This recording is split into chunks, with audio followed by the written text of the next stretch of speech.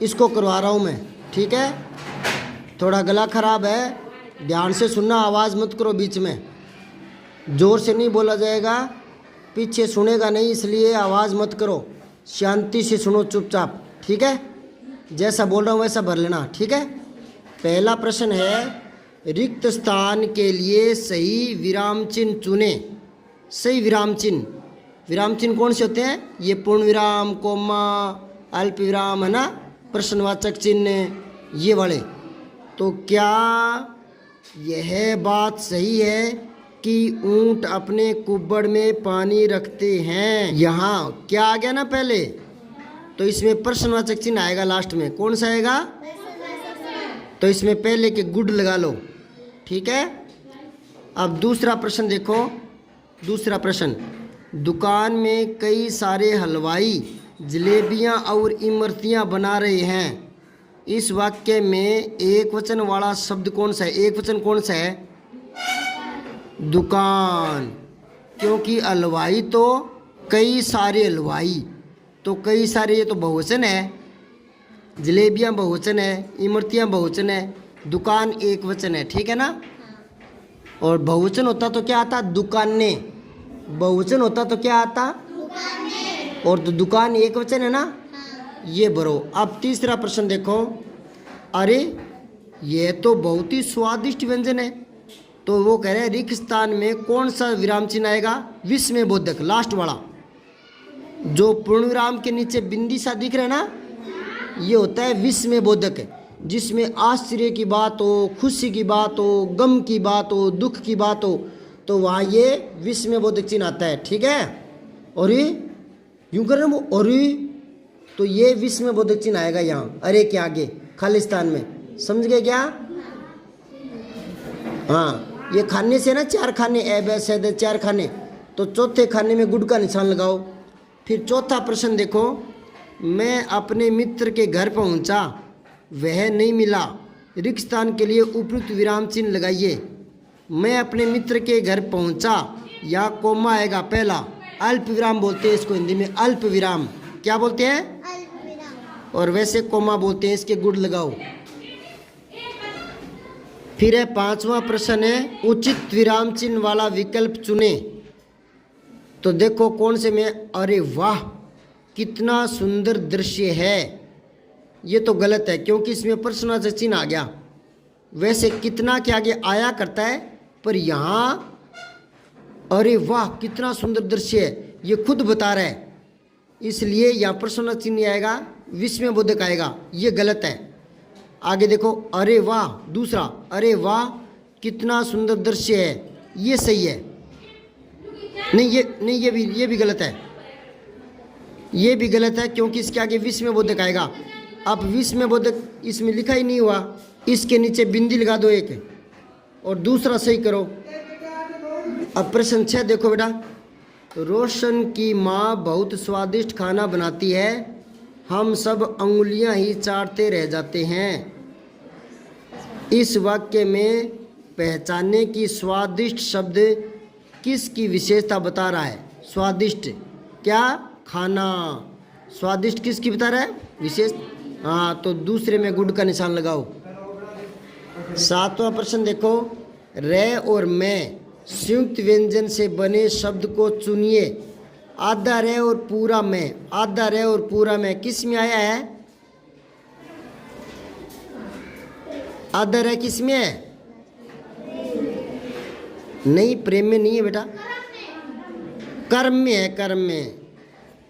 लो मैं इनके नीचे छोटा छोटा अक्षरों में लिख लो, मैं बता रहा हूँ। प्रेम बना है आधा पे, और रे में ए जुड़ा हुआ है रे, और मैं यूं है ये, तो ये तो रे पूरा है। और वैसे भी मैं बताता हूँ कि जो पैर में आधा दिखता है वो पूरा होता है। जैसे मैंने आपको बताया था युद्ध में, जो नीचे दे आधा दिखता है वो पूरा होता है, और दे पूरा दिखता है वो आधा होता है। तो इस पर दे पर जोर पड़ता है, यूँ बोलते हैं युद्ध, युद्ध। तो नीचे होता है वो आधा दिखता है वो पूरा होता है। वो कह रहे हैं आधा रे होना चाहिए और मैं होना चाहिए पूरा, तो ये कर्म में है। जो ऊपर रे होता है वो आधा ही होता है, ऊपर रे होता है वो। हाँ, अब आठवां प्रश्न देखो, सही विकल्प चुनकर दिए गए वाक्यों को पूरा करें। मैं कल क्रिकेट मैच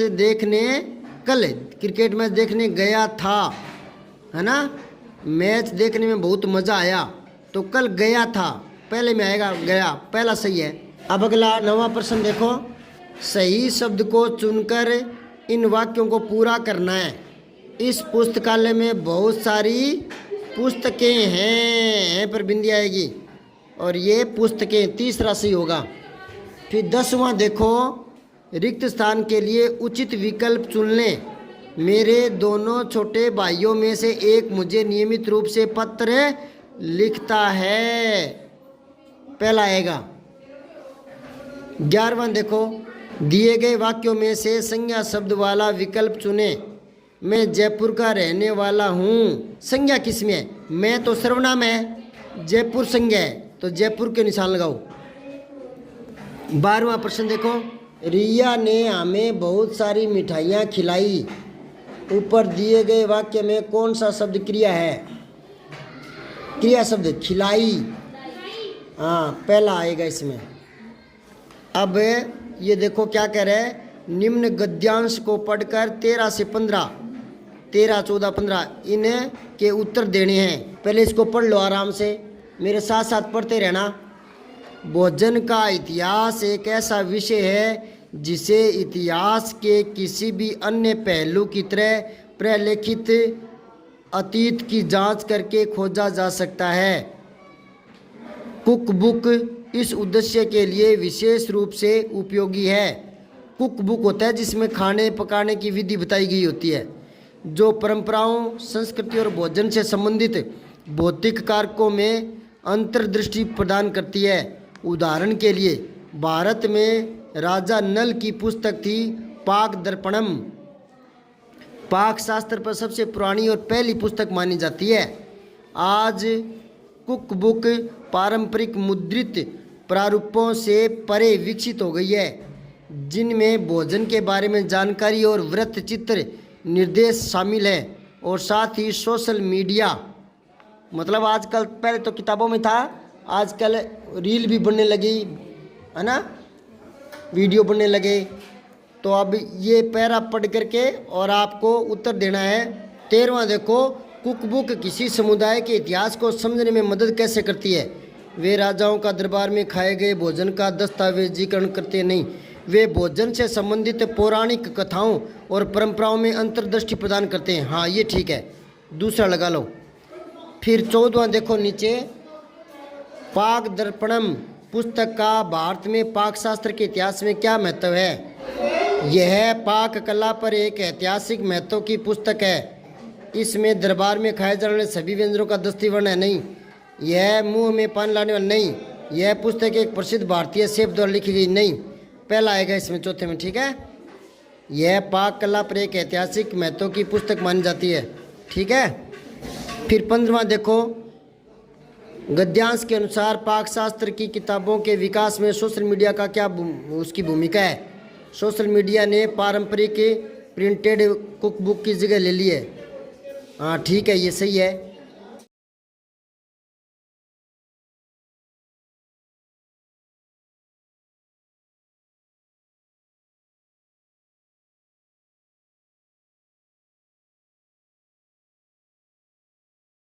सब्सक्राइब करके बेल आइकन ज़रूर दबाएं।